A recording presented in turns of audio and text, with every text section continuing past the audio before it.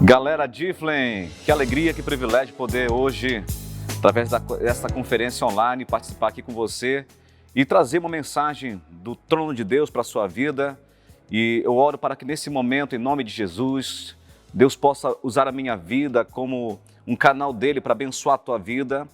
Oro para que, através desta palavra, que a minha palavra chegue aos teus ouvidos, mas que Deus se encarregue de levar do teu ouvido ao teu coração. E nesta hora eu oro, Pai, para que o Senhor tome a direção nesse lugar, em nossas vidas, e que não seja aquilo que nós queremos ouvir, mas aquilo que nós precisamos ouvir nesse dia, em o nome de Jesus. Amém, amém e amém. Glória a Deus. Deixa eu me apresentar para você, eu sou o pastor Ricardo, aqui de Santarém, Pará, Difflin, Santarém, e alegria imensa poder hoje trazer uma mensagem para você nesta conferência tão abençoada, com pessoas tão incríveis participando. E eu quero falar hoje sobre como que Deus pode ser o centro em nossas vidas, em algumas áreas específicas em nós, em comportamentos, atitudes, escolhas, pensamentos, como que Deus pode ser o centro em nós.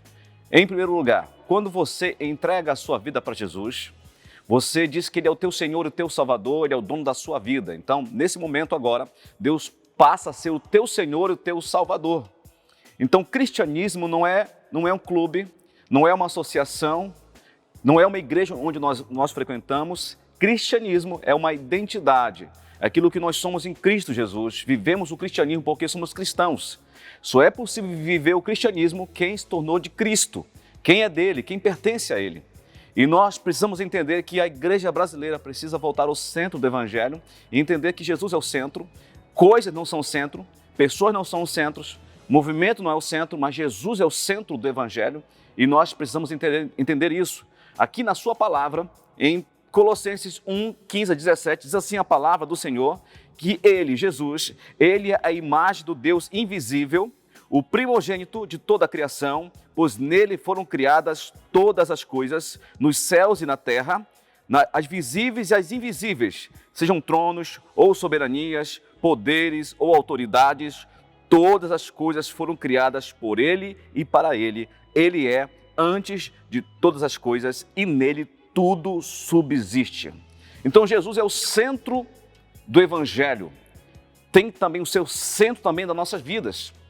Querendo você ou não, Jesus ele é o centro da história. Aqui na Bíblia Sagrada, Jesus é o centro da história.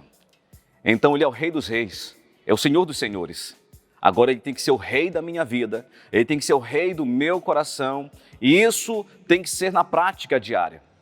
E nós vivemos um tempo onde a igreja brasileira perdeu o foco do Evangelho, onde o Evangelho já são coisas, onde facilmente pessoas se ferem, facilmente pessoas ficam realmente, tornam-se coisas reféns, e nós precisamos entender que Jesus Cristo, Ele é o centro, Ele é o foco do Evangelho. Em primeiro lugar, coloque o foco da sua vida para Jesus. Enquanto você focar a sua vida em você, olhe bem uma coisa, os maiores problemas que acontecem aqui dentro de nós, no nosso orgulho. Então, quando nós nos machucamos, nos magoamos, é o sinal que o nosso orgulho está muito alto. Então, nós precisamos, queridos, realmente tirar o eu do centro e colocar Jesus no centro. Porque quando eu coloco Jesus no centro, eu vou entender que não é o que eu penso, não são os meus pensamentos, não são minhas ideias que vão ter o maior destaque na minha vida, mas sim o que a Bíblia diz. Sabe de uma coisa, que a tua ideia, a minha opinião não cabe na palavra de Deus. Mas é a palavra de Deus que vai ter na minha vida todo o acesso e todo o direcionamento. E eu quero aqui falar 4 pontos, onde a sua vida deve ser direcionada e centralizada em Cristo Jesus. Primeiro, nos nossos pensamentos. Em Filipenses capítulo 4, versículo 8, diz que tudo que é verdadeiro, tudo que é justo, que é honesto, tudo que é de boa fama, amável, se há alguma virtude, nisso pensai. Isso deve ocupar o nosso pensamento. Jesus deve ser o seu primeiro pensamento do dia. O seu primeiro pensamento do dia, o seu último pensamento a você deitar. Quando você enche a sua mente de tudo aquilo que é honesto, justo, verdadeiro, de boa fama. Quando você enche o teu pensamento, não vai haver espaço para preocupação, não vai haver espaço para ansiedade, porque a sua mente está totalmente pautada nos princípios da palavra de Deus. Você está cheio de Jesus, você canta louvores a Deus, você lê a palavra, você está ocupando a sua mente com aquilo que é a palavra de Deus. Então, essa é a primeira área que nossa vida deve estar focada em Jesus, nossos pensamentos. Quando você tem a sua mente cheia dos pensamentos de Deus, não vai haver espaço para o mal entrar na sua mente, porque é aqui na mente que acontecem as guerras, é aqui na mente que vem os enganos, mas também é aqui na mente que você vai determinar que você é mais que vencedor, que você é aquilo que a Bíblia diz que você é. Então tenha o seu pensamento centralizado com a palavra de Deus, em tudo aquilo que é justo, tudo aquilo que é do céu. A segunda área que devemos ter a nossa vida centralizada em Jesus é nas nossas atitudes. Minha atitude deve corresponder à prática da palavra de Deus. Nós, como cristãos, precisamos viver, não apenas falar, mas viver os princípios da palavra de Deus. Quando nós olhamos para a antiga aliança, o povo tinha muitas leis que lhe seguiam.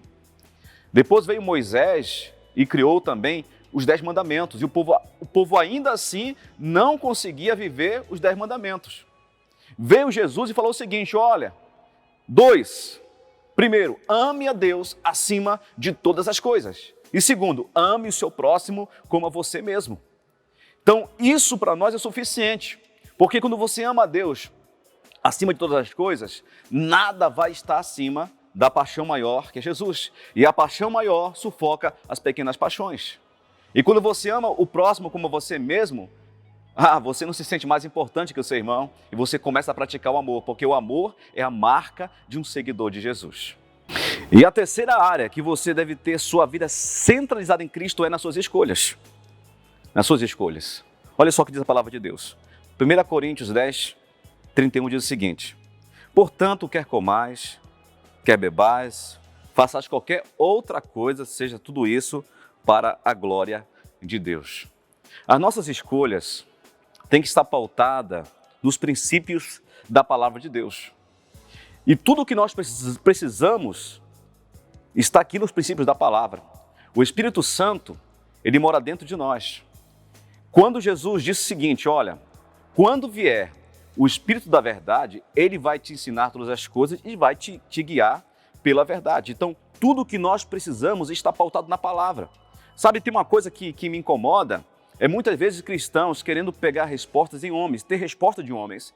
E o homem não pode te responder aquilo que só a Bíblia, só a palavra de Deus pode te responder.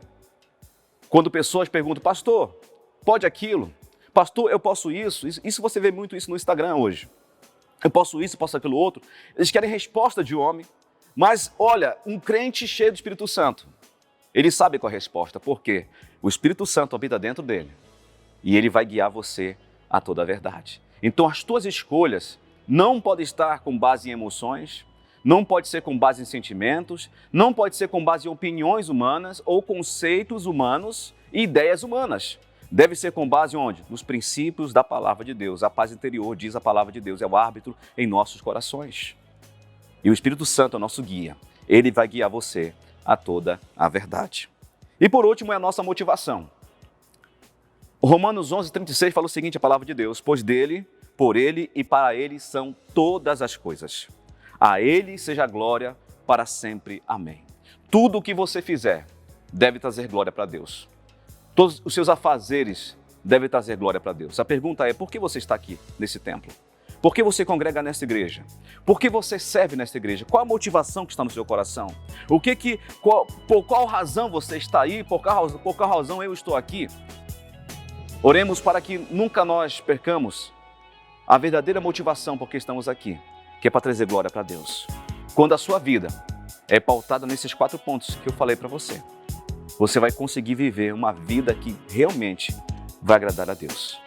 Que Deus te abençoe e não esqueça, somos todos G-Plan.